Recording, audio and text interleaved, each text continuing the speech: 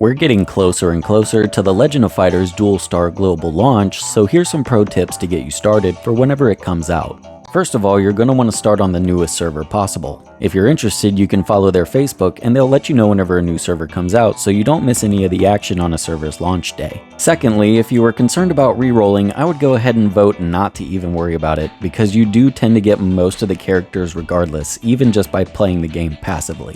And speaking of a reroll, you will actually always summon Chiba, so whenever you pull her, don't think that that was part of your RNG.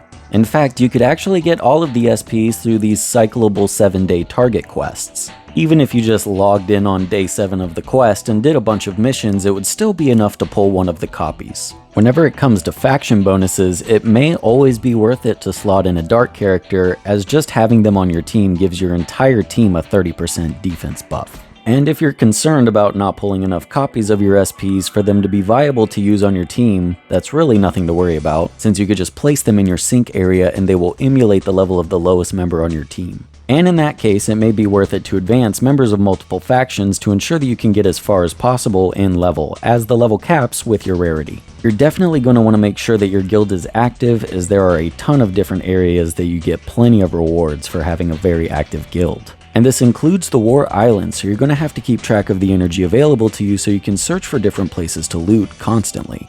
An active friends list is actually extra important in this game because for every single heart you get, you basically get a 10th of a summon. On your first top up, you're going to want to use it on a day where you have VIP available so that you could get even more VIP for doing the top up. When it comes to the pity system, every single character in the game is available to you, even the elusive Infernal and Thunder factions, provided you've made it far enough in the game. So if you were worried about pay to win, yes, it is technically there, but there's also plenty of resources for free to play. And those were my first pro tips for Legend of Fighters Dual Star. Make sure that you're subscribed so that you don't miss more pro tips in the future, but other than that, y'all, that's gonna do it for me today, and I'll see y'all later, bye.